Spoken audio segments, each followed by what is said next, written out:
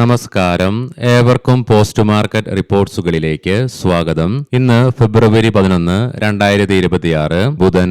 അങ്ങനെ ഇന്ന് മാർക്കറ്റില് തിരക്കേടില്ലാത്ത gap up opening ലഭ്യമായെങ്കിലും കൺസോളിഡേഷനോട് കൂടിയിട്ടാണെങ്കിലും നേരിയ നേട്ടത്തോടു കൂടി തന്നെ ഇന്ന് നിഫ്റ്റിക്ക് വ്യാപാരം അവസാനിപ്പിക്കുവാൻ സാധിച്ചതിന്റെ ഫലമായിട്ട് തുടർച്ചയായി നാലാമത്തെ ട്രേഡിംഗ് സെഷനിലും നിഫ്റ്റിക്ക് നേട്ടത്തോടു കൂടി തന്നെ വ്യാപാരം അവസാനിപ്പിക്കുവാനും സാധിച്ചു. എന്തെല്ലാം കാരണങ്ങളാണ് ഇന്ന് നമ്മുടെ മാർക്കറ്റിനെ കൺസോളിഡേഷനിലേക്ക് നയിക്കുവാനുണ്ടായതെന്ന് വിശദമായി തന്നെ നമുക്ക് ഈ വീഡിയോയിൽ പരിശോധിക്കാം. മുൻപ് കണ്ട പോലെ തന്നെ ലീഡിംഗ് ആയ എല്ലാ ഇൻഡസ്ട്രീസിലും ഇന്ന് ഗ്യാപ്പ് അപ്പോട് കൂടിയിട്ടുള്ള ഓപ്പണിംഗ് ആയിരുന്നു ലഭ്യമായിരുന്നതും തൽഫലമായി ഇന്നത്തെ ഓപ്പണിംഗ് റേഞ്ച് തന്നെയായിരുന്നു ഇന്നത്തെ നിഫ്റ്റിയുടെ ഹൈയും.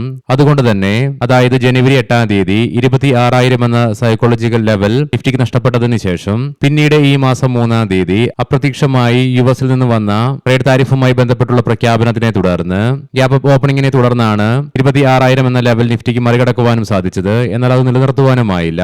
എങ്കിലും ഇന്ന് നിഫ്റ്റിക്ക് 26,000 എന്ന ലെവൽ ഗ്യാപ്പ് അപ്പ് ഓപ്പണിംഗിനെ തുടർന്ന് മറികടക്കുവാനും സാധിച്ചു. തൽഫലമായി 26,009 എന്ന ലെവലിൽ റെസിസ്റ്റൻസും നേരിടേണ്ടതായിട്ട് വരികയുണ്ടായി. തുടർന്ന് മാർക്കറ്റിൽ അനുഭവപ്പെട്ട നേരിയ ഇടിവിന്റെ ഫലമായിട്ട് 25,900 എന്ന ലെവലിലായിട്ട് സപ്പോർട്ടും എടുക്കുവാൻ സാധിച്ചു. ഈ കലണ്ടർ വർഷത്തെ അതായത് 2026 വർഷത്തില് ഇതുവരെയുള്ള ട്രേഡിംഗ് സെഷനുകളിലെ ഏറ്റവും കുറഞ്ഞ ഒരു ട്രേഡിംഗ് റേഞ്ചാണ് നിഫ്റ്റി കാഴ്ചവെക്കുകയും ഉണ്ടായത്. ഏകദേശം 110 പോയിന്റുകൾക്ക് അടുത്ത് മാത്രം. തൽഫലമായി ഫ്ലാറ്റ് ആയിട്ടാണെങ്കിലും 18 പോയിന്റുകളുടെ നേട്ടത്തോടുകൂടി 25,953 എന്ന ലെവലിൽ വ്യാപാരം അവസാനിപ്പിക്കുവാനായപ്പോൾ സെൻസെക്സിന് ഇന്ന് 40 പോയിന്റുകളുടെ നേരിയ നഷ്ടം നേരിടേണ്ടി വന്നെങ്കിലും 84,000 എന്ന സൈക്കോളജിക്കൽ ലെവലിന് മുകളിലായിട്ടും വ്യാപാരം അവസാനിപ്പിച്ച് നിലകൊള്ളുവാനുമായി. അതേസമയം ഇന്നലെ 47 പോയിന്റുകളുടെ നേരിയ നഷ്ടം നേരിടേണ്ടി വന്ന ബാങ്ക് നിഫ്റ്റിക്ക് 118 പോയിന്റുകളുടെ നേട്ടത്തോടുകൂടിയും ഇന്ന് വ്യാപാരം അവസാനിപ്പിക്കുവാനുമായി. എങ്കിലും ഇന്ന് NSEയുടെ അഡ്വാൻസ് ഡിക്ലൈൻ റേഷ്യോയിൽ ആകെ 1,307 സ്റ്റോക്കുകൾക്ക് മാത്രമേ നേട്ടത്തോടുകൂടി വ്യാപാരം അവസാനിപ്പിക്കുവാനായുള്ളൂ. അതേസമയം 1,602 സ്റ്റോക്കുകൾക്ക് നഷ്ടത്തോടുകൂടിയും വ്യാപാരം അവസാനിപ്പിക്കേണ്ടതായിട്ട് വന്നു. Eicher motors, Apollo hospitals, Max health care, SBI, Maruti Suzuki തുടങ്ങിയ സ്റ്റോക്കുകൾക്ക് ഇന്ന് നിഫ്റ്റിയിൽ നേട്ടം കൈവരിക്കുവാനായപ്പോൾ Coal India, TCS, HCL technologies, Eternal, Infosys തുടങ്ങിയ സ്റ്റോക്കുകൾക്ക് ഇന്ന് നിഫ്റ്റിയിൽ നഷ്ടവും നേരിടേണ്ടതായിട്ട് വരികയുണ്ടായി. സെക്ടർ വൈസ് നോക്കുമ്പോൾ ഓട്ടോ ഇൻഡെക്സിന് 1.3% നേട്ടത്തോടുകൂടി വ്യാപാരം അവസാനിപ്പിക്കുവാനായപ്പോൾ PSU ബാങ്കിനും 1% നേട്ടം കൈവരിക്കുവാനും സാധിച്ചു. അതേസമയം കൺസ്യൂമർ ഡ്യൂറബിൾ സെക്ടറിന് 0.6% നേട്ടം കൈവരിക്കുവാനുമായി. അതേസമയം IT ഇൻഡെക്സിന് 1.7% നഷ്ടവും നേരിടേണ്ടതായിട്ടും വരികയുണ്ടായി. അമേരിക്കൻ ഡോളറിനെതിരെ ഇന്ത്യൻ രൂപയ്ക്ക് ഇന്നലത്തെ ക്ലോസിംഗ് ലെവലിൽ നിന്നും 12 പൈസയുടെ നഷ്ടത്തോടുകൂടി 90.70 എന്ന ലെവലിലായിട്ടാണ് വ്യാപാരം ഇന്ന് അവസാനിപ്പിക്കേണ്ടതായിട്ടും വരികയുണ്ടായത്. നമ്മൾ ഇന്ന് രാവിലെ കണ്ടിരുന്നു അപ്പോളോ ഹോസ്പിറ്റലിന്റെ Q3 ഏർണിംഗ്സ്. മികച്ച Q3 ഏർണിംഗ്സ് വന്നതിനെ തുടർന്ന് ഇന്ന് സ്റ്റോക്കിൽ 6% ഉയർച്ച ഇൻട്രാഡേ ബേസിസിൽ അനുഭവപ്പെട്ടു. കൂടാതെ Q3 റിസൾട്ടിന്റെ ഇമ്പാക്ട് മൂലം ഇന്ന് ടൈറ്റാന്റെ സ്റ്റോക്ക് പ്രൈസിലും 3% ഉയർച്ചയും അനുഭവപ്പെടുകയുണ്ടായി. അതേസമയം ഇന്തോനേഷ്യയിൽ നിന്നും 70,000 വാഹനങ്ങളുടെ ഓർഡർ ലഭിച്ചതിനെ തുടർന്ന് ഇന്ന് ടാറ്റ മോട്ടോഴ്സിന്റെ സ്റ്റോക്ക് പ്രൈസിലും 5% ഉയർച്ച ഇൻട്രാഡേ ബേസിസിലും അനുഭവപ്പെട്ടു. മികച്ച Q3 ഏർണിംഗ്സ് പ്രസിദ്ധീകരിക്കാൻ സാധിച്ചതിനെ തുടർന്ന് ഐഷ മോട്ടോഴ്സിനും ഇന്ന് 6% നേട്ടത്തോടുകൂടി തന്നെ വ്യാപാരം അവസാനിപ്പിക്കുവാനും സാധിക്കുകയുണ്ടായി. എന്നാൽ അതേസമയം ടെക്സ്റ്റൈൽ സ്റ്റോക്കുകളിൽ ഇന്നലെ US പ്രസിഡന്റ് ട്രംപിന്റെ ഭാഗത്ത് നിന്നും വന്ന ബംഗ്ലാദേശിൽ നിന്നും US-ലേക്ക് കയറ്റുമതി ചെയ്യപ്പെടുന്ന ചില തുണത്തരങ്ങൾക്ക് താരിഫിൽ നിന്ന് ഒഴിവാക്കിയതിനെ തുടർന്ന് ഇന്നലെ നേരിടേണ്ടി വന്ന ഇടിവ് ഇന്നും ഇന്ത്യൻ ടെക്സ്റ്റൈൽ സ്റ്റോക്കുകളിലും അനുഭവപ്പെടുക തന്നെയുണ്ടായി. ഇനി നമുക്ക് ഇന്ന് ഗ്യാപ്പ് അപ്പോട് കൂടിയിട്ടുള്ള ഒരു തുടക്കം ഇന്ത്യൻ മാർക്കറ്റിന് ലഭിച്ചെങ്കിലും മാർക്കറ്റ് ഫ്ലാറ്റ് ആയിട്ട് വ്യാപാരം അവസാനിപ്പിക്കുവാൻ ഇടയാക്കിയ കാരണങ്ങൾ എന്തൊക്കെയാണെന്ന് വിശദമായി തന്നെ നമുക്ക് പരിശോധിക്കാം. പ്രോഫിറ്റ് ബുക്കിംഗ് ആണ് ഇന്ന് നമ്മുടെ മാർക്കറ്റിനെ മുൻപോട്ട് നയിക്കുന്നതിൽ പ്രധാന തടസ്സം വഹിക്കുകയുണ്ടായത്.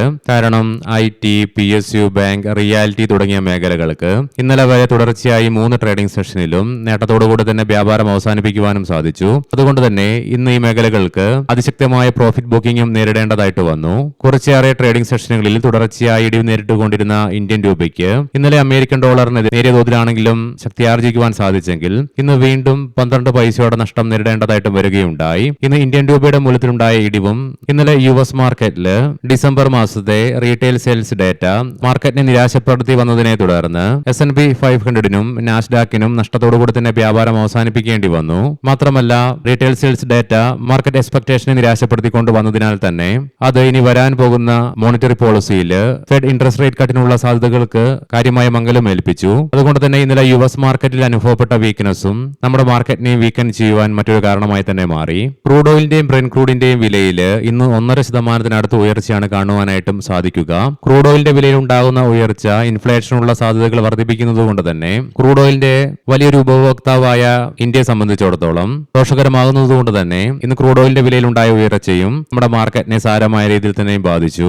ഇതിനെല്ലാം പുറമെ നാളെ നമ്മുടെ മാർക്കറ്റ് അടച്ചതിനു ശേഷം വൈകുന്നേരം 4 മണിയോടുകൂടി ഇന്ത്യയിൽ നിന്നും ജനുവരി മാസത്തെ ഇൻഫ്ലേഷൻ ഡേറ്റയുടെ റിലീസ് നടക്കാനിരിക്കുന്നു. കൂടാതെ ഇന്ന് നമ്മുടെ മാർക്കറ്റ് അടച്ചതിനു ശേഷം രാവിലെ നമ്മൾ പ്രീ മാർക്കറ്റ് റിപ്പോർട്ട്സ് കണ്ട പോലെ തന്നെ വൈകുന്നേരം 7 മണിയോടുകൂടി ഇന്ത്യൻ സമയം US ജനുവരി മാസം അൺഎംപ്ലോയ്മെന്റ് റേറ്റ് വരുന്നതിന് മുന്നോടിയായിട്ട് നിക്ഷേപകർ പുലർത്തിയ ജാഗ്രതയും ഇതിനെല്ലാം പുറമെ മറ്റൊരു പ്രധാനപ്പെട്ട ഘടകം തന്നെയാണ് നിഫ്റ്റിയെ സംബന്ധിച്ചിടത്തോളം 26,000 എന്ന ബാലികേറാമല.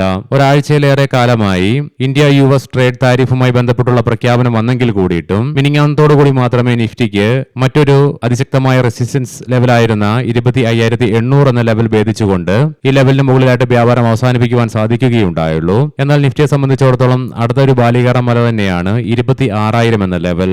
സ്വാഭാവികമായിട്ടും ഈ സൈക്കോളജിക്കൽ ലെവലിൽ നേരിടുന്ന അതിശക്തമായ പ്രോഫിറ്റ് ബുക്കിങ്ങും ഈ പറഞ്ഞ കാരണങ്ങൾ കൊണ്ടൊക്കെയാണ് ഇന്ന് നമ്മുടെ മാർക്കറ്റിന് ഫ്ലാറ്റ് ആയിട്ട് വ്യാപാരം അവസാനിപ്പിക്കേണ്ടതായിട്ടും വരികയുണ്ടായത്. എങ്കിലും ഇന്നും ഇന്ത്യ വിക്സ് 3% ഇടിവ് ഇൻട്രാഡേ ബേസിസിൽ രേഖപ്പെടുത്തിയെങ്കിലും 1.11% ഇടിവ് രേഖപ്പെടുത്തിക്കൊണ്ട് 11.54 എന്ന ലെവലിലായിട്ട് ക്ലോസിംഗും രേഖപ്പെടുത്തുവാനായി, കൂടാതെ 10.55 എന്ന ലെവലിലേക്ക് ഇൻട്രാഡേ ബേസിസിൽ ഇന്ത്യ വിക്സ് എത്തിച്ചേരുകയും ഉണ്ടായ ഒരു ഘട്ടത്തിൽ. ഇനി നമുക്ക് ഗ്ലോബൽ മാർക്കറ്റുകൾ പരിശോധിക്കാം.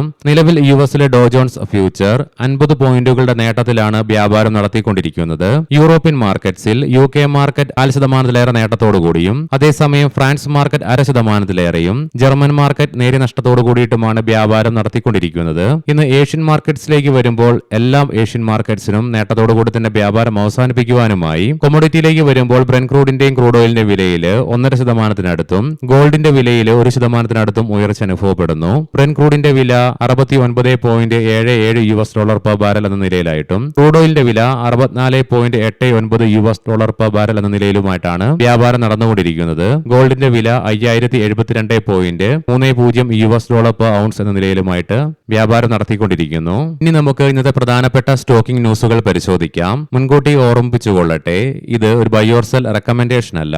M&M പറയാൻ പോകുന്ന റിസൾട്ടുകളൊക്കെ Q3 consolidated year on year ബേസിസിലാണ്. കമ്പനിയുടെ നെറ്റ് പ്രോഫിറ്റിൽ 47% ഉയർച്ച രേഖപ്പെടുത്തിക്കൊണ്ട് 4,675 കോടി രൂപ റിപ്പോർട്ട് ചെയ്തപ്പോൾ റവന്യൂവിലും 26% വളർച്ചയും രേഖപ്പെടുത്തുകയുണ്ടായി. ഡിവിസ് ലാബ് നെറ്റ് പ്രോഫിറ്റിൽ 1% ഇടിവ് രേഖപ്പെടുത്തിക്കൊണ്ട് 583 കോടി രൂപ റിപ്പോർട്ട് ചെയ്തപ്പോൾ റവന്യൂവിൽ 12% വർധനവും രേഖപ്പെടുത്തുകയുണ്ടായി. ജുനിപ്പർ ഹോട്ടൽസ് കമ്പനിയുടെ റവന്യൂവിൽ 32% ഉയർച്ച രേഖപ്പെടുത്തിക്കൊണ്ട് 295 കോടി രൂപ റിപ്പോർട്ട് ചെയ്യുകയുമുണ്ടായി. ഇൻഡിഗോ AFTL മാനദണ്ഡങ്ങൾ നടപ്പിലാക്കുവാൻ ഇപ്പോൾ കമ്പനി പൂർണ്ണമായും തയ്യാറാണെന്ന് DGCA കമ്പനി അറിയിക്കുകയുമുണ്ടായി. യുണൈറ്റഡ് ബ്യൂവറീസ് കമ്പനിയുടെ പ്രോഫിറ്റിൽ ഇരട്ടി ഉയർച്ച രേഖപ്പെടുത്തിക്കൊണ്ട് 81.1 കോടി രൂപ റിപ്പോർട്ട് ചെയ്തപ്പോൾ റവന്യൂവിൽ 11% ഇടിവും രേഖപ്പെടുത്തി. Tamil Nadu mercantile bank tech automation വഴി 2 വർഷത്തിനുള്ളിൽ 50% വരുന്ന തൊഴിലാളികളെ സെയിൽസ് റോളിലേക്ക് ബാങ്ക് മാറ്റുമെന്നുള്ള റിപ്പോർട്ട്സ് വരുന്നുണ്ട്. PFCയും RECയും തമ്മിൽ ലയിക്കുന്നതിന് ബോർഡ് അംഗീകാരം നൽകി. മാൻ ഇൻഫ്ര കമ്പനിയുടെ നെറ്റ് പ്രോഫിറ്റിൽ 44% ഇടിവാണ് റിപ്പോർട്ട് ചെയ്യുകയുണ്ടായത്. GR ഇൻഫ്ര പ്രോജക്ട്സ് മധ്യപ്രദേശിൽ 1,897.5 കോടി രൂപയുടെ റെയിൽവേ പ്രൊജക്ട് കമ്പനിക്ക് ലഭിക്കുകയുമുണ്ടായി. ആവന്റൽ 123 കോടി രൂപയുടെ പുതിയ ഓർഡർ കമ്പനിക്ക് ലഭിച്ചു. ഏവർക്കും ശുഭരാത്രി നേരുന്നു. നാളെ രാവിലെ പ്രീ മാർക്കറ്റ് റിപ്പോർട്ട്സുമായി കണ്ടുമുട്ടാം. നന്ദി, നമസ്കാരം.